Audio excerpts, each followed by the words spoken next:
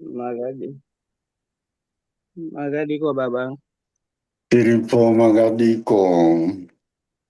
Tinokugamuchirai panguva ino. Kwakadiko kwamuri kune mvura. Aiwa kuri nani. Aiwa, Ai, tinotenda.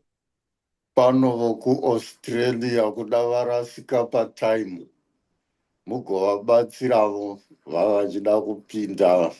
Saka ndonga vapinda ebhiti early. Okay. Mugovabatsiravo patime apo. Hatizivi kuti kwavo inenge iri nguvai.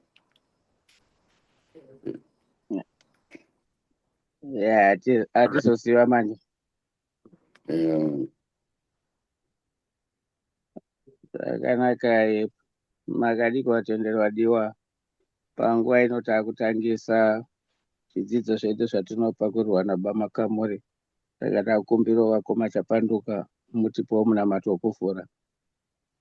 Thank Mstela Baba nemwanakomana namweya Musante. Amen. Munamato weJubili 2025. Baba muri kudenga, chitendero chamakatipa mwanakomana wenyu Yesu Kristu hama yedu, nemoto wechido wakatumikidzwa mumwoyo nemweya yedu mutsvene, ngazvimutse matiri chitarisiro chitsvene chokuuya kwoumambo hwenyu. Nyasha dzenyu ngadzitishandure kuti tive vakushi vasinganeti vembeu yeshoko rakanaka. Mbeu iyi yeshoko rakanaka ngaishandure vanhu vose nenyika yose muchitarisiro chechokwadi, mudenga idzva nenyika itsva, apo pachazoparadzwa masimba ose ouipi. Mbiri yenyu ichizopenya narinhu wose. Nyasha dzemhemberero dzino ngadzimusezve matiri isu vafambi vechitarisiro kudokwairira pfuma yokudenga.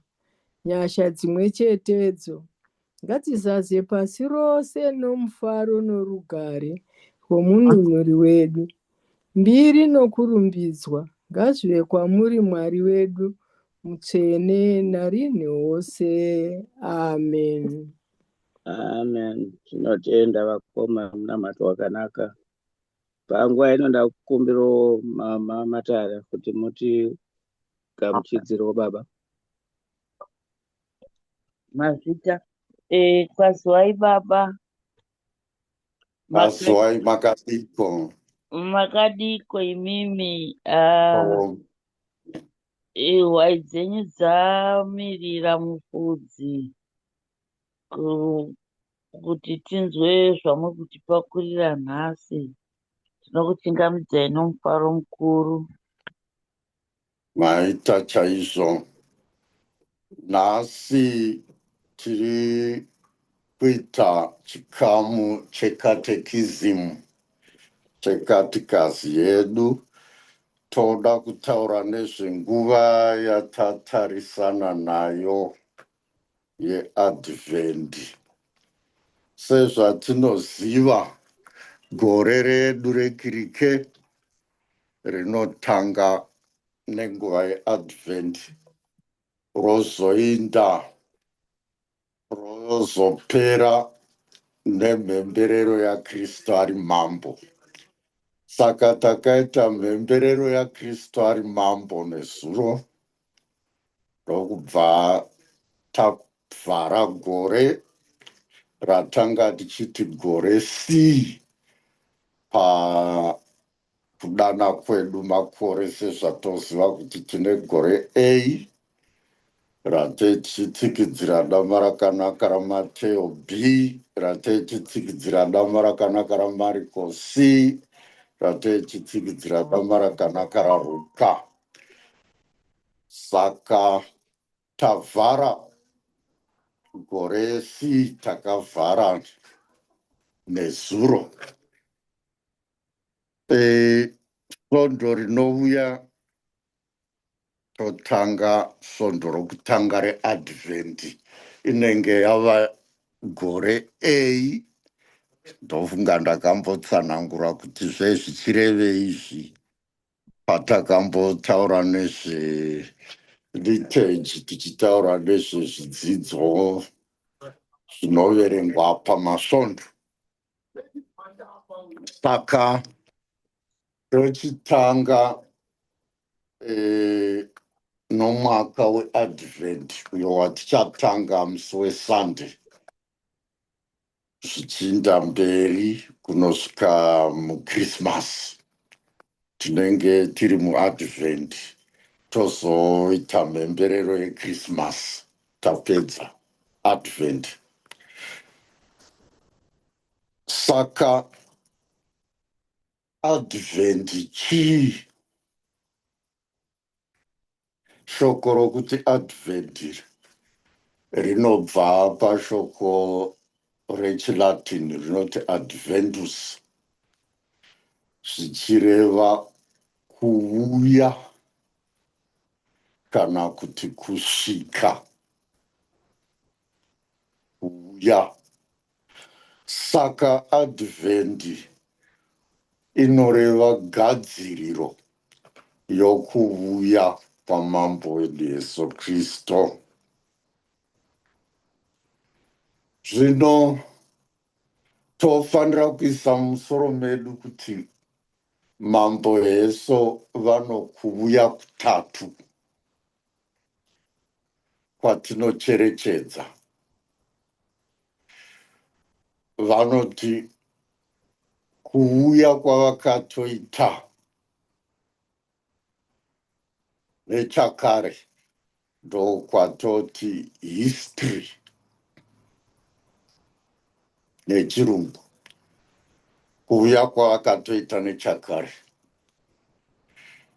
Kozoti kuuya kwavanogara vachiita kwatiri nomumasakramende nomunamato nomuviri, ndokumwe kuuya kwavo ndokwatoti nechirungu mystery. Kozoti kuuya kwavachazoita panguva yokupedzisira, pakuguma kwapasi, ndo yatoti destiny. Saka pano kuuya kutatu, mukangoyeuka mashoko matatu: history, mystery, destiny. History, mystery, destiny. Saka advent inoti yeuchidza kuuya kwose uku,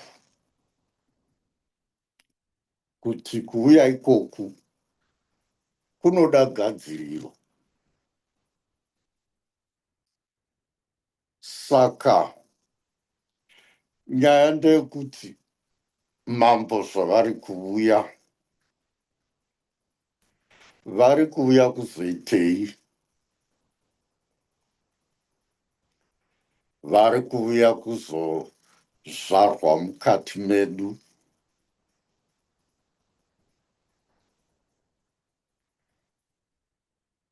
kuzvarwa mweya yedu,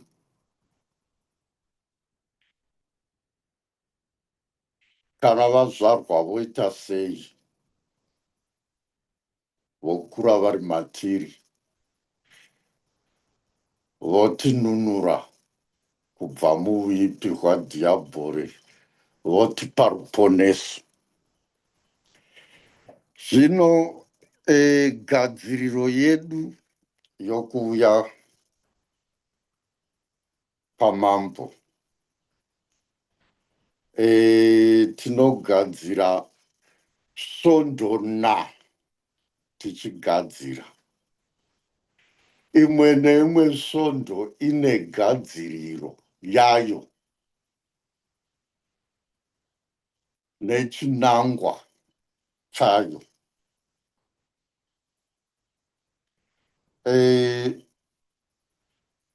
Zvezvichiindirana namakanduro anenge achireva zvatei takanangana nazvo mugadziriro. Chokutanga, makanduro awa ari pa inonzi advent wreath. mukatarisa riti yacho idendenedzwa rinenge rine mashizha egirini riri dendenedzwa. Saka dendenedzwa richirevei namashizha egirini awo? Vamwe kuda hatina mumbozvicherechedza. Dendenedzwa richireva kuti Mwari uno rudo rusingaperi.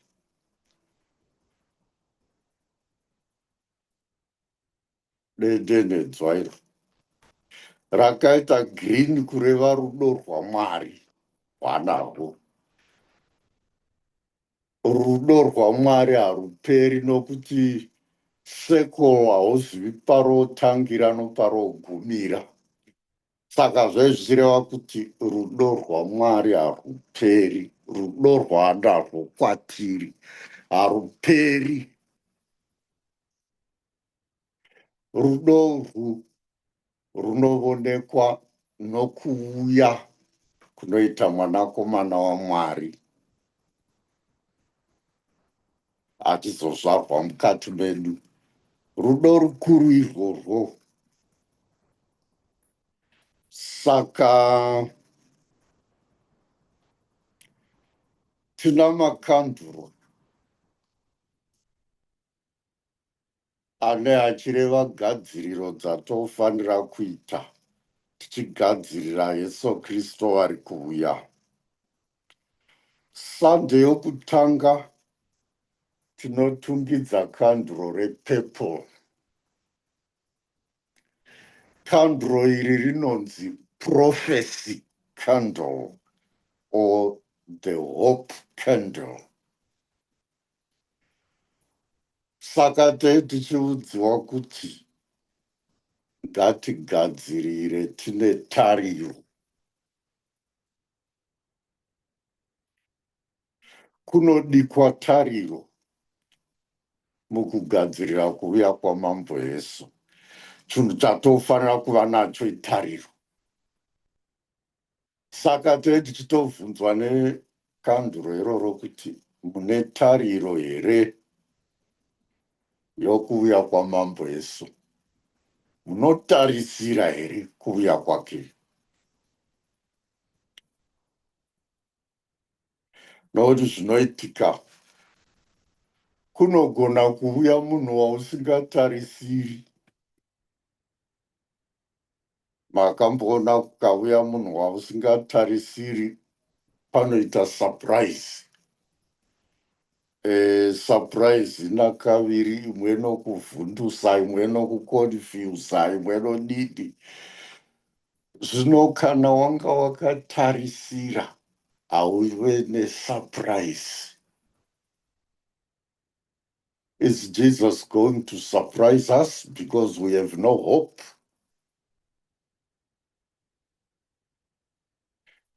Because he's coming. Saka gadziriro huru kuva netariro.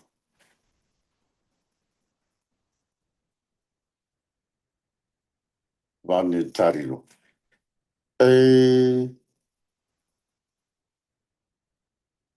Mukatarisa Yesu unonzi wakashayiwa nzvimbo mumba mavaeni, muini. Ako wakazowana nzvimbo pai? Mudanga rezvipfuwo. Ndomakawana nzvimbo muimba yavaeni, wakashayiwa nzvimbo.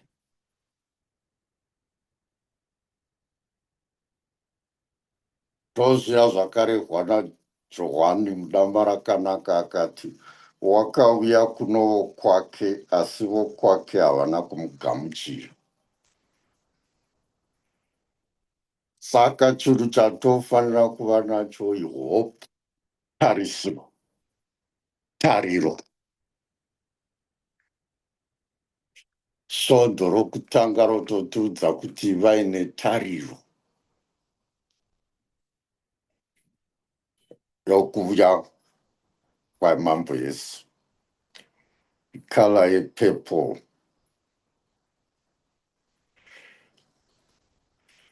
Purple inoreva anticipation.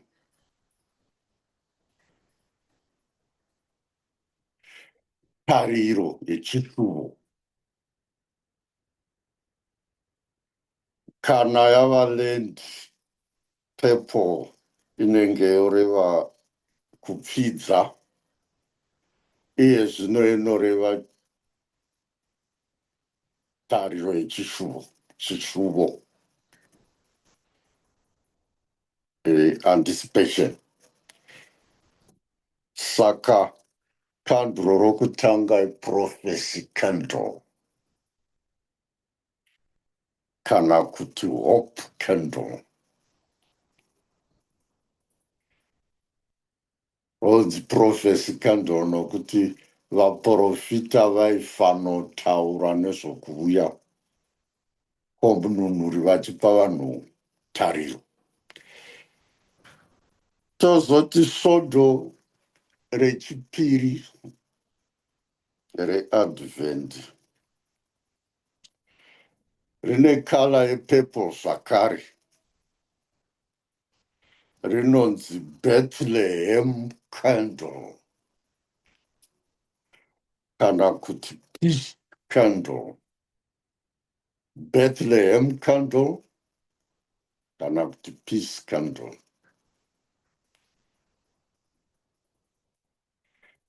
Richireva kuti ngativei norugare tichigadzirira. Mambo Yesu vakati ndinokupai rugare, ndinokusiyirai rugare. Handikupi rugare sokupa kunoita vadisi vezvapasi.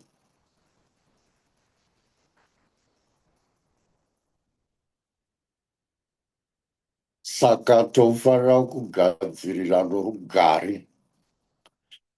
Shoko rokuti peace pachihebheru rinonzi shalom.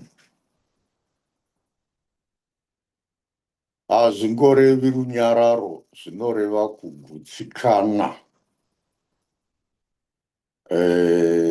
nokugara zvakanaka. Saka tofanira kugadzira tinokugutsikana. Ndagutsikana nokuti Kristu vari kuuya.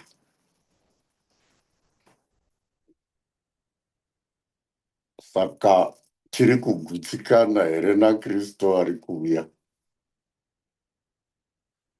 Mubvunzo. Gadzirira unokugutsikana. Kwete unokugunun'una. Vamwe vanogadzirira vachigunun'una. Mukristu haagadzirira achigunun'una, unogadzirira akagutsikana. Kwete kugunun'una. Ndo peace, kugutsikana.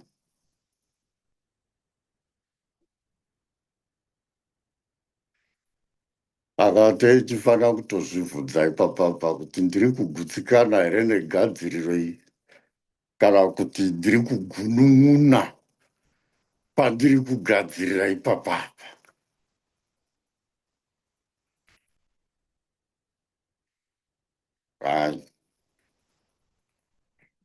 Kozoti kandro rechitatu rinova svondo rechitatu nderepink. Iri rinonzi shepherd candle kana kuti candle of joy. Ndo pane inonzi Gaudete Sunday, kureva Joy Sunday, kureva kuti tino rufaro rwokuti mambo wava pedyo. Sorufaro rwakava navafudzi pavakaudzwa nezvokuzvarwa kwomununuri, vakava norufaro. ndokusaka ichinzi shepherd candle kana kuti joy candle. Saka pasvondo yechitatu ronzi unorufaro here naKristu ari kuuya, kana kuti unokusuwa kuti Kristu ari kuuya.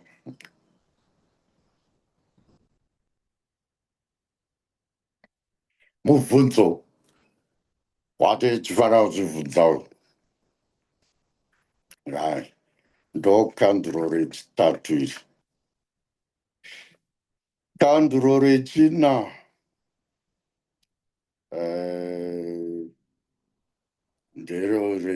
ndeijena, rinonzi the angel candle, kandiro ravangere kana kuti kandiro rorudo.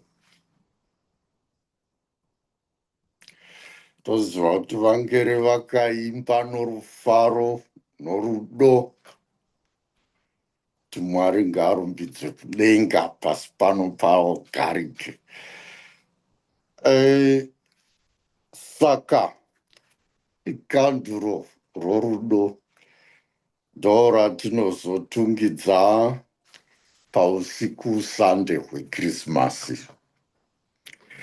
Rauti tino rudo here namambo Jesu auya kuzozvarwa mukati medu. Tino rudo navo here?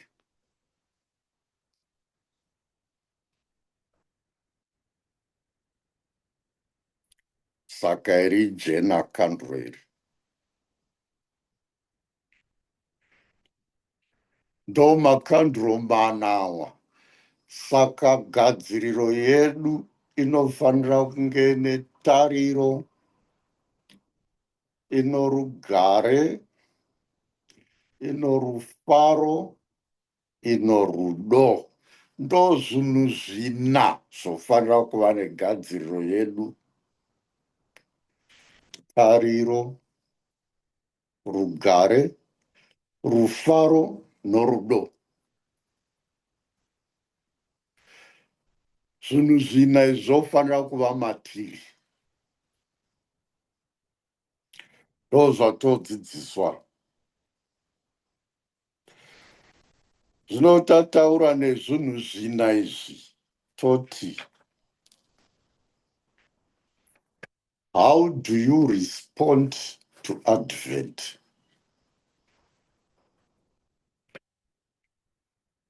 In your preparation, you should have 4 things: hope, peace, joy, and love. You should have these. But then, how do you respond to this Advent? What are you going to do? Izvi zvinhu nazvo izvi unofanira kuva nehope,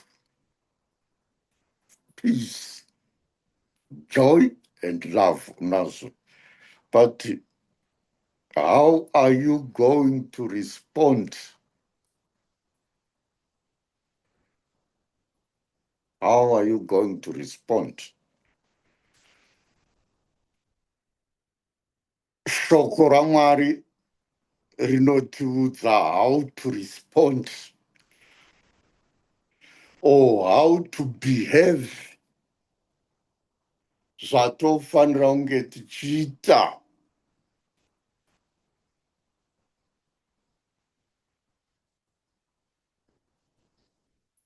Izvi zvina ndo zvatofanira kuva nazvo.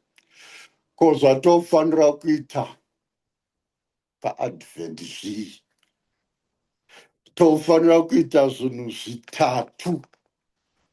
Toda kuti tibate zvinhu zvitatu izvi. Chokutanga, we must long for the coming of Jesus. Tofanira kuva tinoshuvira kuuya longing.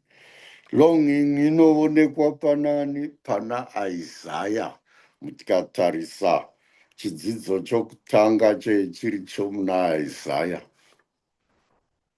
ndozvamuchaona.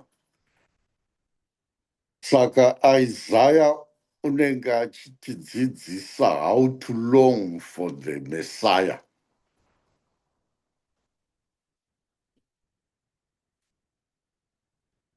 Moziva chinhu chausingashuviri hauna basa nacho kana usina chishuvo nechunhu hauna basa nechunhu. Saka mubvunzo ndokuti une chishuvo naKristu here, uri kushuvira Kristu here. How much is your desire for Christ who is coming into your life? How much do you desire him? Zvinonzi mumwe murume wakaenda kuna Fata anomubvunzo 1. Mubvunzo wake waiva wekuti Mwari ndingamuwana sei? Kwanzi Fata haana kudavira. Murume uyo akadzokazve akati, ko Mwari ndingamuwana sei baba? Fata haana kudavira. Akadzoka kechitatu, Mwari ndingamuwana sei?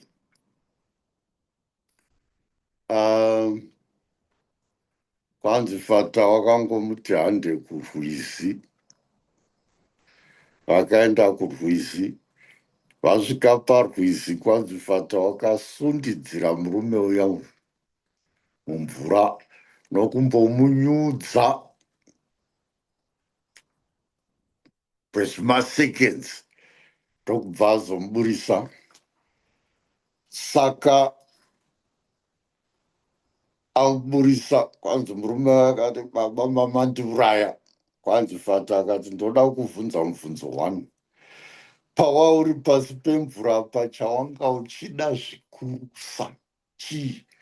Zvikanzi mhepo yokufemesa nokuti ndandafa. Kanzi right.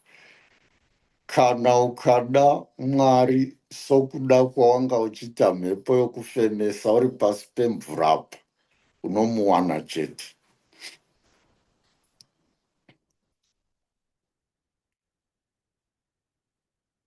Kada Mwari sokuda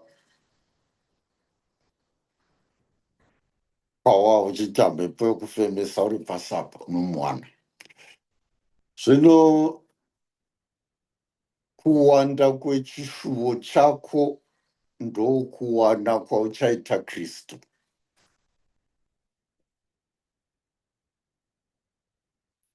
Question ndeyekuti unenge une chishuvo naKristu here paKrismasi, kana kuti une chishuvo nezvimwevo, kuda uri kutoshuvira hama yako iri kuuya paKrismasi. Semivo muri kunze uku muri kushuvira kuzosangana nehama dzenyu. Ndo chishuvo chamunacho. PaKrismasi ndo pandichawana mukana wekunoona nhingi nanhingi nanhingi. PaKrismasi ndo pandichawana mukana wekunobata mavoko ndufudza ndichinzwa rufu rwanhingi nanhingi nanhingi. Vakashayika ndisipo, ndoshuvira kunobata mavoko. Right. Zvose izvi uri kushuvira, ko Kristu uri kumushuvira here? Ndo panomubvunze baba. Gadziriro dzenyu dziri kuindirana nechishuvo chamuinacho.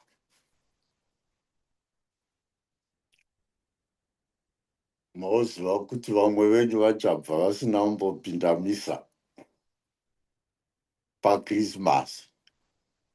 Muchauya paKrismasi mukasapinda misa. vamwe hana dzeidzotorova asi zvichaitika kuna vamwe venyu nemhaka yenokuti chishuvo memusina naKristu memune chishuvo nezvimwe kwauchatanga kuinda ndokune chishuvo chako kwauchatanga kuinda ndokune chishuvo chako. Munoona Yesu waingoti akasvika panzvimbo waitanga kuinda musinagoge. Hapana patonzwa mubhaibheri kuti Yesu wakasvika nokubva amanyira mubhawa kana kuti wakasvika akamanyira mugiraundi kana kuti wakasvika akakwira paangosvika the first thing kwaiva kuinda kusinagoge nokuti wanga ane chishuvo naMwari. Priority yaYesu was always the synagogue. Ko isu patichasvika totangepi? Challenge yandiri kukupa iyi. I'm giving you a challenge, a very serious one. Chishuvo. Unoita zvinoenderana nechishuvo chako. St. John of the Cross wakati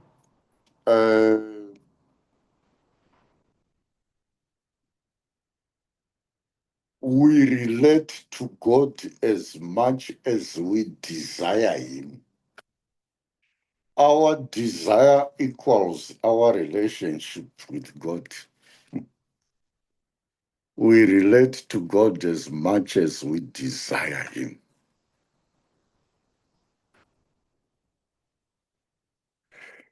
Saka chokutanga, long for God, long for Christ.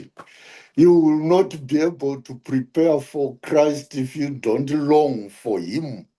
You will not be able to prepare. Or you will have just a cursory preparation if you don't long for Christ. Saka zvakakosha izvozvi kuti muzvibvunze mumwe nomumwe kuti how much do I desire Christ? How much do I long for Christ?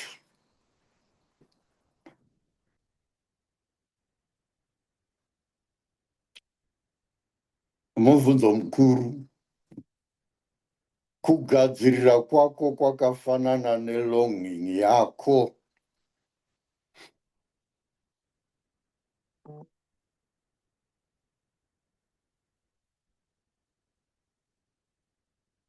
Kugadzirira kwako kwakafanana nelonging yako. Mungozvisa musoro, longing equals preparation. Zvakangofanana.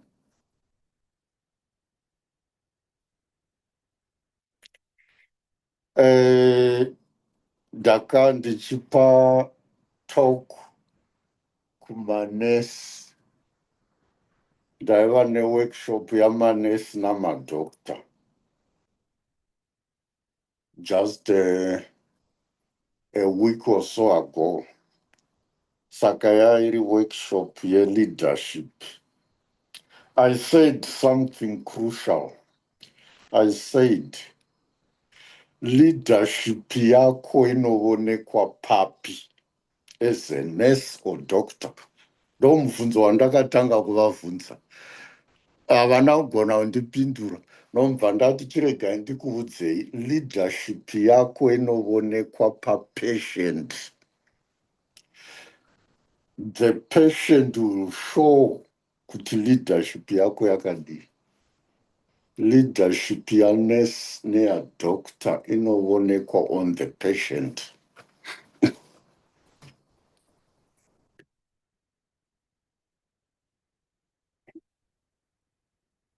Ndaivadzidzisa leadership. Ndo yakatanga kuva introduction yangu iyo. Your leadership is visible in the patient.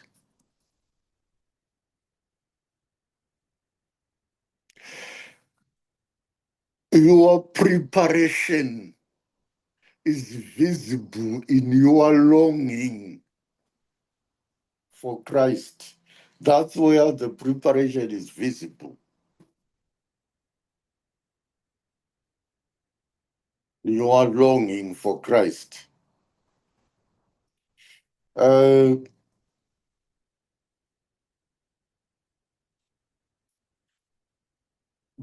then, longing alone is enough. It must lead to something.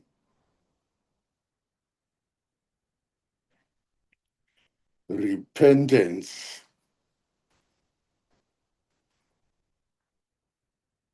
Kupfidza matadzo.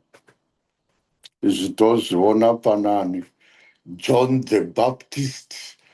That's why kuchizoita reading John the Baptist. Riri dama rakanaka. Ndopanouya repentance. Haugoni kuita preparation isina repentance. Nguva yeadvent nguva yokuita reururo veduye. Ndoona tichipedza advent yose munhu asina kumboenda kureururo, saka uri kugadzirira chii?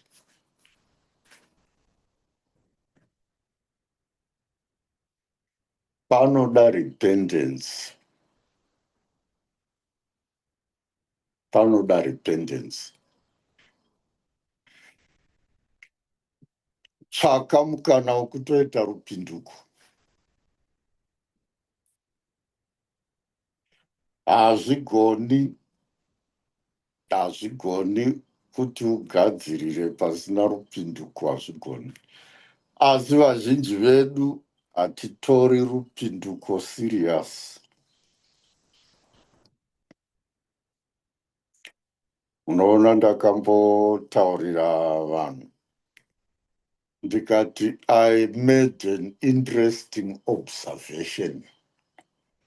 Perhaps because I'm a social scientist, my observations are research-based, most of them.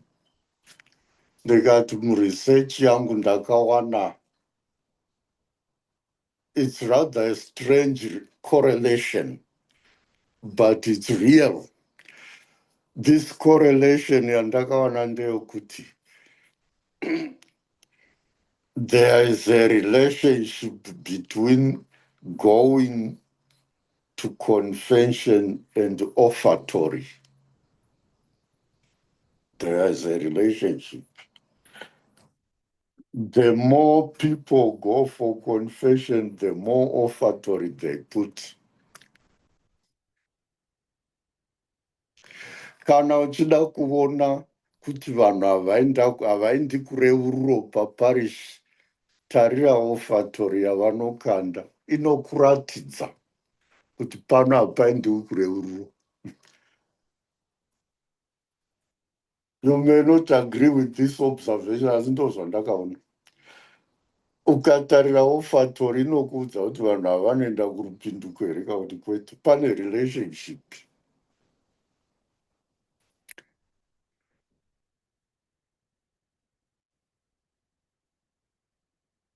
Pane relationship.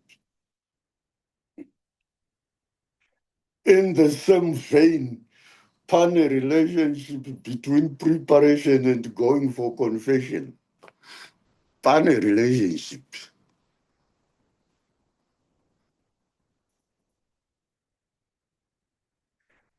Saka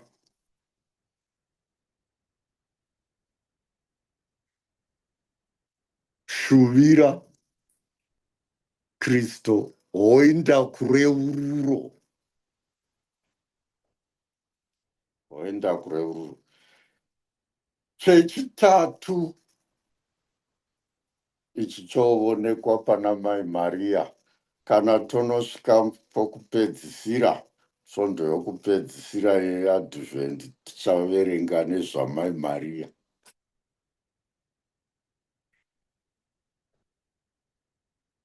Chechitatu, intimacy with God. Ukama naMwari unoonekwa pana mai Maria. Kuti ugadzirire unofanira kuita cultivate a relationship with God as Mary did. Vaka ukama naMwari. Haugoni kugadzirira Kristu usina ukama naMwari. Vaka ukama naMwari. That's how to respond. You respond through longing, repentance, and intimacy with God.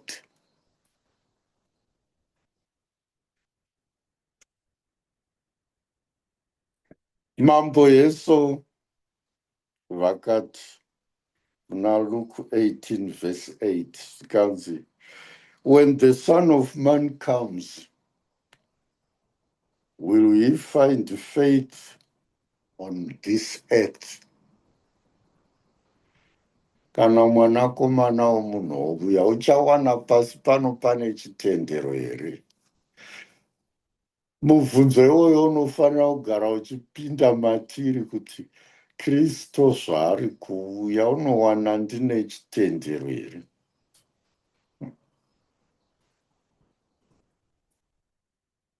Now, let me just give you an example that took place here in this parish.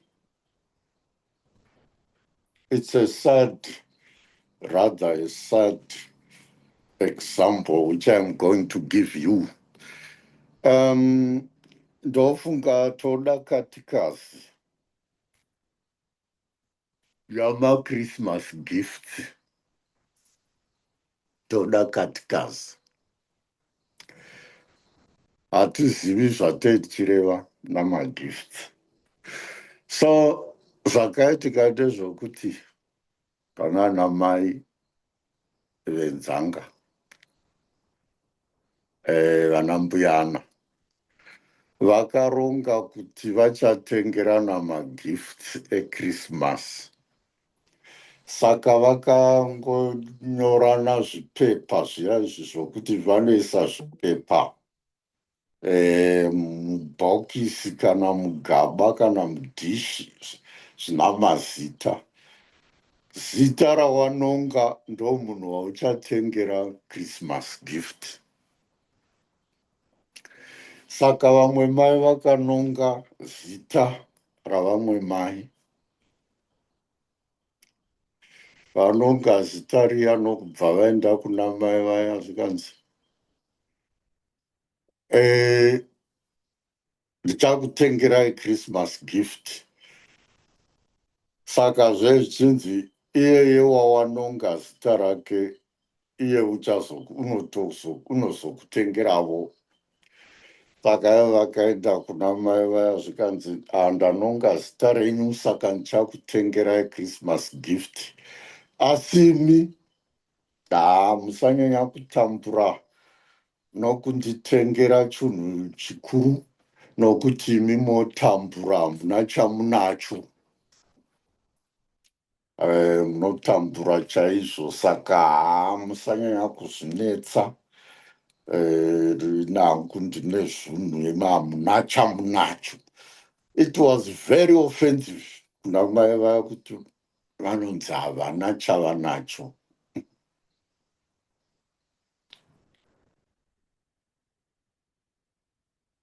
No misconception about gifts.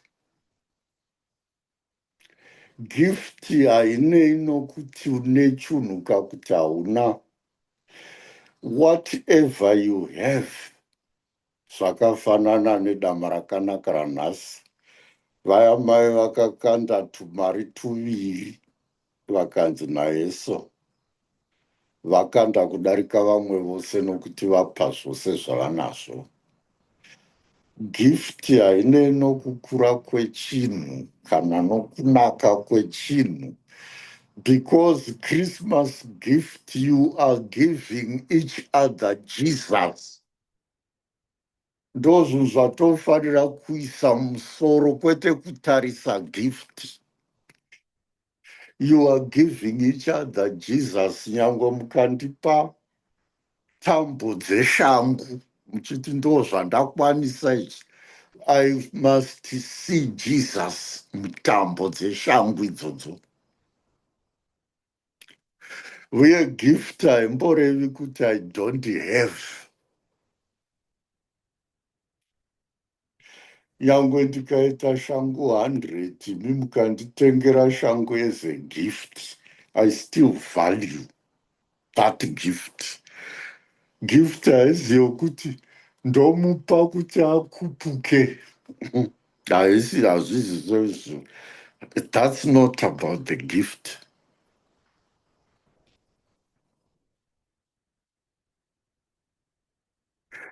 Gift mukaitarisa inonzi present.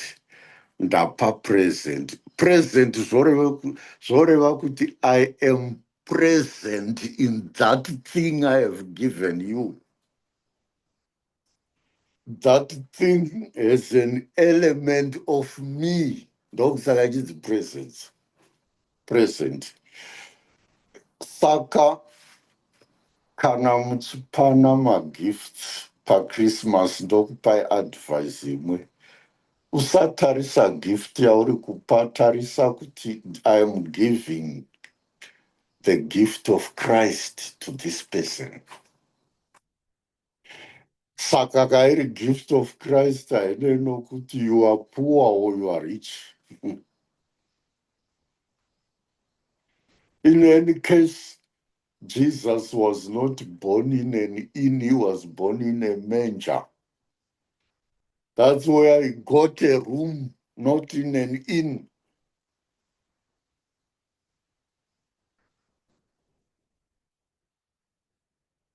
Saka kana topana zvipo, please. Chero mukatenga chipo ingozivai kuti ndiri kunopa munhu mambo Yesu vari kuzvarwa, ndo vandiri kunopa munhu iyeye. Don't look at the gift, just think of Jesus. You are giving Jesus to this person, to that person. Kuvana vamuchapa magifts kana kuti zvamuchapuwa iti ndapuwa Jesu.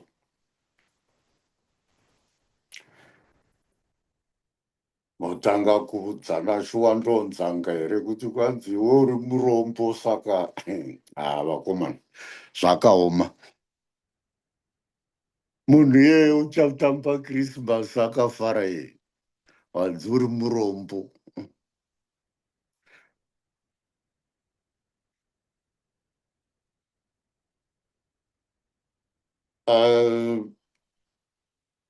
Vedu regai ndikupe advice. Whenever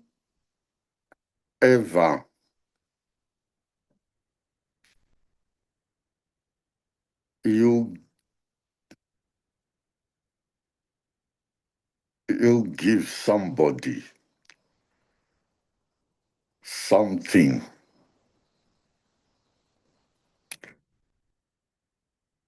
ziva chunhu chimwe, there is something you will always leave in a person.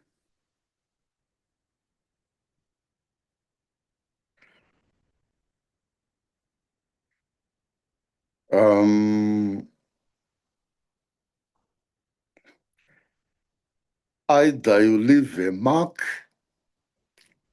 in somebody's life or you leave a scar in somebody's life.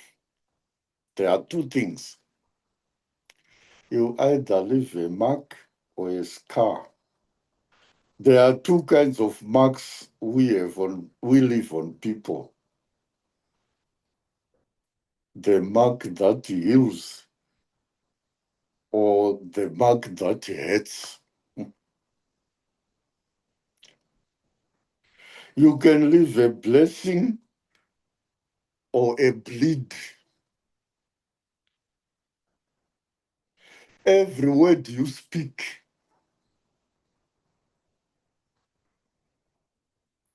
every action you take, every choice you make in someone's life is a pen writing on the fragile paper of their heart. It's either a mark or a scar. Zvino kana wakati munhu murombo wakaisa scar munhu, uchapemberera Christmas sei ane scar, ane ronda rako? Is that the kind of gift you are giving? Tingwarire zvinhu izvi hama dzangu. Tingwarire zvinhu izvi.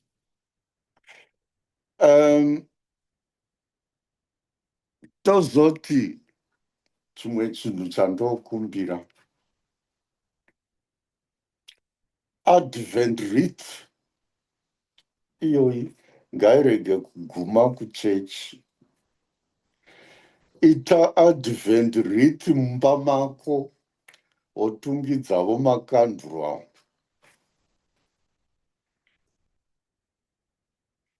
Vana vazive kuti hazvingogumiri kuchechi zvinhu izvi. Hakuna mutemo unorambidza kuti advent wreath wotungidzawo makanduru mana ko mashanu. Epepo matatu, repingi rimwe nejena, uchitungidza maererano nokufamba kuri kuita zvinhu. Tungidzai makanduru, itai maritsi kumba uku. Mudzimba menyu munei, unowana makaisiwa zvinhu zvisina nebasa rose. Zvimwe zvinotovhundusira vana zviri mumba menyu.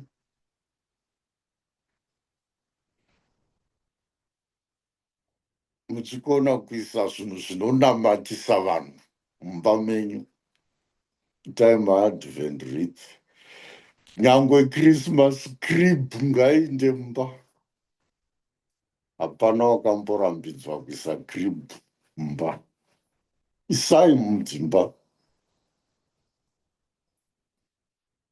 Paina muchokuisa madumbu amudzimba, isai macrib. Isai maadvent wreath. This is how we are going to prepare for the coming of the Lord. Saka ngatigadzirirei kuuya kwamambo Yesu. Kana Kristo ouya uchawana une chitendero here? Mubvunzo mukuru. Luka 18 verse 8. Kristo ouya uchawana mune chitendero here? Maita ndomirira pano.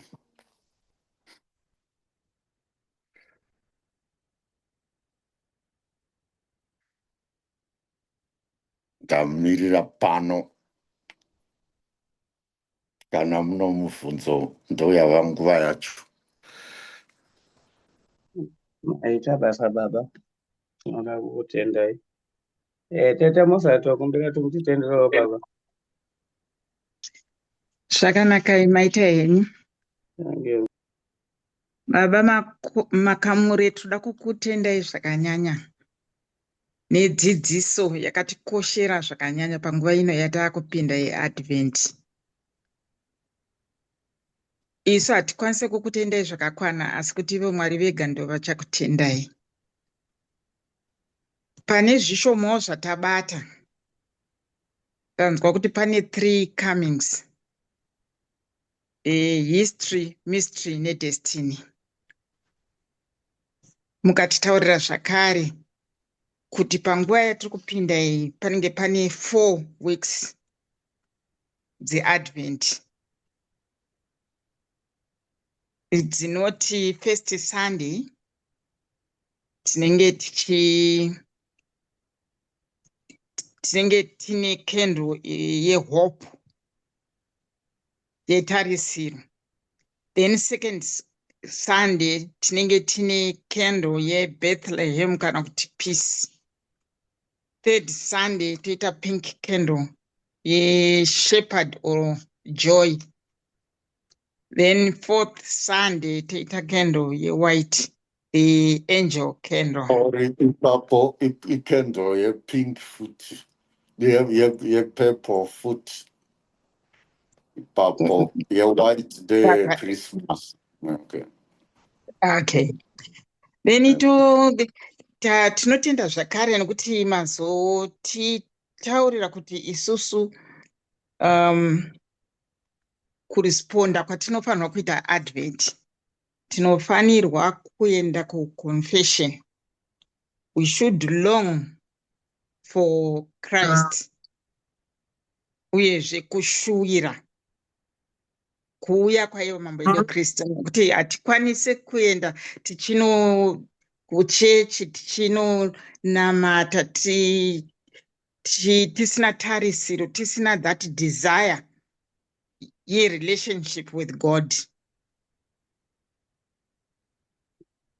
Uyezve tinofanirwa kuenda kurepentance, nekuti mati repentance neoffertory zvina kusiyana. Ukaona vanhu vasingaende kurepentance, offertory yachona ishoma. Ndofunga ndozvimwe zvinhu zvandangobatawo zvishoma shoma zvatangoti zvamatitaurira. Nokudaro baba makamuri, aiwa tinotenda. Uyezve mati imimi ngatiregere kutaura zvinokonzeresa kusiya emaki kana kuti escar pavanhu. Ngatitaure zvinhu zvinokomborera mumwe munhu nguva dzose. Saka apo tinozongozvibvunza kuti ivo Jesu pavanouya vachationa tine chitendero here? Aiwa baba makamuri, tazvinzwisisa. Tinongotenda dai Mwari vangotibatsira kuti tive tiri tinorarama zvese zvamatitaurira. Kana iyo wreath yamati tinofanira kugara nayo mumba, tichaedzawo kuita saizvozvo, nokuti hatina kunge tazviziva kuti tinofanirwa kuita marethi mudzimba dzedu, tobatidzwa macandles kuti vana vedu vave vari vanodzidzawo. Aiwa baba makamuri, tinokutendai zvakanyanya maita henyu mashizha.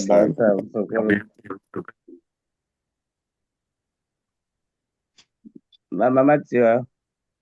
Maita henyu tete Muswati. Makadiko baba? Tiripo makadi henyu. Tiripo zvedu. Aiwa ndichadzokoroka zvataurwa nevatitenda ava, but ndeida ngotangawo ndati ndadzidzawo kuti kuisa advent wreath mudzimba. Tikatoti ndo magami tichadzwa naye tinenge tichirakidzawo vana vedu, vazukuru vedu, wazive kuti zvinokosha sei. Nokuti vanenge vazviona kuchechi petinoenda navo, vozozviona zviri mumba, reinforcing kuti vanzwisise zvezvinoreva zvemakendro nemarethi. Chechipiri, ndafarawo zvakare kuti ndazoziva mutsauko wemapurple colors atinosenza kunguva yeLent. But ndo kala dzetinosenza futi paLent, asi matitsanangurira ndazvinzwisisawo kuti dzakasiyana, kuti imwe yacho inenge yeLent yakurakidza kupfidza, asi yemuadvent iri kutakura zvakasiyana siyanawo zvetariro, for instance. Asi mubvunzo wangu ndewekuti I think out of curiosity, pamatanga matipa example yamakaita talk kune madokta nemanesi. Yes. Mukati kuti leadership skills dzavo munodziona sei? Saka ndinozwa kuti mazvilinga sei apa kuti zviri kuti bata papi leadership skills dzemadokta nemanesi nezvamatitaurira nhasi. mazvita. Ndakati leadership skills dzenyu dzoonekwa papatient. Apa ndanjireva kuti preparation yenyu inoonekwa palonging. Longing yenyu inoonekwa papreparation. Longing for Christ yenyu inoonekwa pakugadzirira kwenyu. Magadziriro anoratidza kuti muri kuita long for Christ here kana kuti muri kuita long for your relatives and friends. Chishuvo chenyu chiri papi zvoonekwa pakugadzirira. Pamuri kugadzirira mari dzebhazi, pamuri kugadzirira mari dzendege, pamuri kugadzirira chii, muri kuti kwandotanga kusvika ndokupi ndigozodii maplans iwawo anoratidza kuti longing iri papi. Oh, aiwa, maita zvenyu.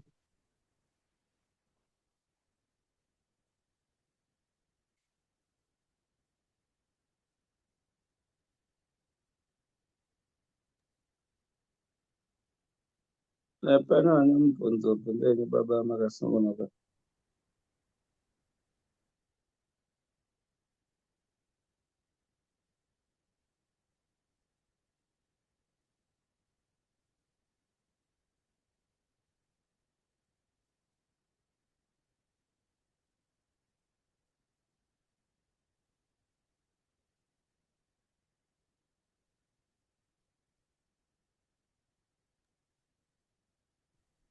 Kunyarara kunge pasina mubvunzo here.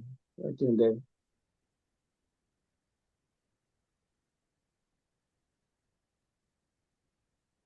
Ndokungazvanzwikwa. Takatoita edo munamato wokufara. Tokumbirawo baba Bakasa mutipo munamato closing prayer. Chai. Tinotenda Tinokutendai Mwari Baba. Tinotenda netsitsi dzenyu nenyasha dzenyu matigonesa kuti tiungane manheru ano tichidzidziswa nemusarudzwi wenyu. Taungana neuzhinji hwedu kana neushoma hwedu, asi chikuru ndechekuti imi Mwari Baba munenge muri pakati pedu, nokuti makati panosangana vaviri kana vatatu muzita renyu, imi munenge mavapo. Kuburikidza nedzidzo dzatinowana pano, tinowana njero dzekuti tofamba sei, torarama sei mune zvese zvatinoita zuva nezuva. Tirambe tiri mugwara rinofadza imi Mwari Baba. Tinokumbira gracia nesimba rekuti tichengetedze mashoko atinodzidziswa pano, tirarame mumagariro edu mazuva nezuva. Tipewo simba rekutsungarara nekuzvipira kuzere pane zvese zvatinoita takazvirereka nguva dzese. Tirambe takabatana nguva dzose. Zvese izvi zvinobatsira kuumba sangano renyu Mwari Baba, kusvukidza zita renyu nekuparidzira shoko renyu. Tinokumbirira ivo Baba Makamure kuti muvachengetedze nekuramba muchivatungamirira mubasa ravo rekudzidzisa shoko renyu nekutungamirira kwavanoita mhuri dzakasiyana siyana.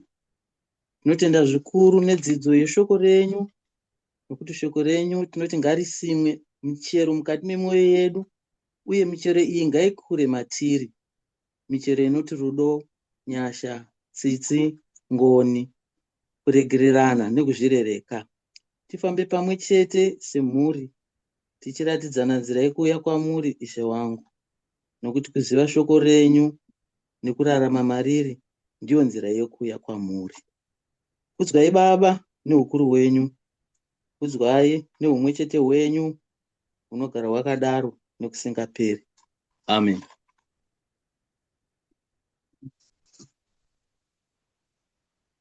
Vakudzwe Baba nomwanakomana namweya musande sezvakanga zviri pakutanga nazvinonaka rekose ekusisingaperi. Amen. Mambo ngave nemi, Ngave nomweya wenyu. Mwari Baba nomwanakomana namweya musande, komborerai vana venyu mugare navo misi yose. Amen. Amen. Musi wemuvhuro tichaenda kubhaibheri, saka tinenge tichiona nezvedama rakanaka raMateyo mubhaibheri, ndoratinaro. Saka tichatora Mateyo 15, chapter 15.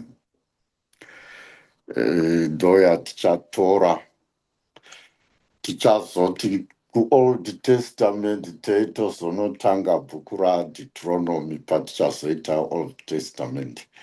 Asi zvino next week Monday totora dama rakanaka raMateyo.